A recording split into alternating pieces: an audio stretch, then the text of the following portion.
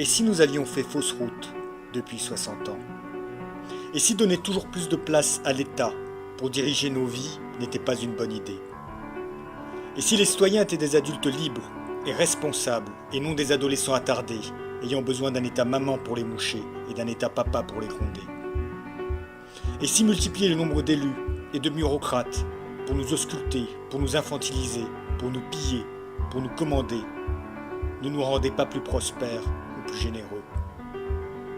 Et si nous étions assez grands pour décider nous-mêmes ce que nous pouvons boire ou fumer, assez grands pour décider nous-mêmes comment vivre ou comment partager, assez grands pour décider nous-mêmes avec qui travailler ou échanger, assez grands pour décider nous-mêmes quoi dire et quoi penser?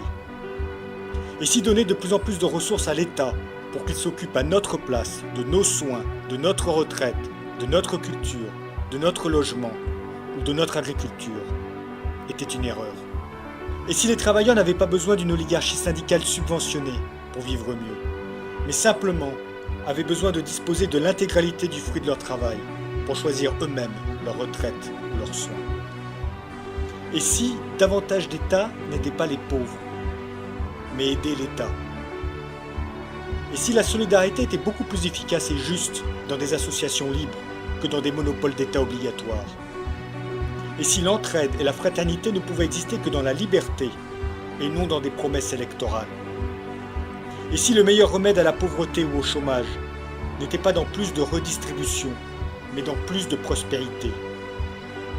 Et si la prospérité ne pouvait venir que de l'action d'individus libres et responsables, et non de la planification d'une classe politique compliquant le travail et les échanges? Et si cette crise n'était pas une crise du capitalisme libéral, mais une crise du capitalisme de copinage, conséquence mécanique de l'interventionnisme d'État? Et si les grandes banques n'étaient justement pas des entreprises privées soumises aux règles du marché libre, mais des cartels soutenus sans limite par l'État et la Banque centrale? Et si la Banque centrale n'était qu'une immense machine à transférer discrètement, par l'inflation, les ressources des pauvres et des classes moyennes vers les États surendettés et vers les grandes banques?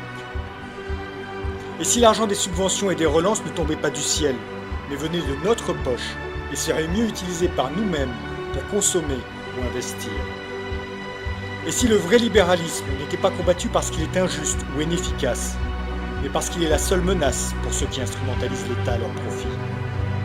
Et si le collectivisme, même emballé dans des jolis mots de solidarité ou de fraternité, restait une idéologie de soumission, de gaspillage ou de pillage légal? Et si en sacrifiant notre liberté et notre propriété au profit de l'État, nous n'avions rien gagné en sécurité ou en fraternité? Et si la liberté individuelle, la responsabilité individuelle et la propriété individuelle, sous le règne du droit, étaient la source de notre prospérité et le socle d'une société harmonieuse?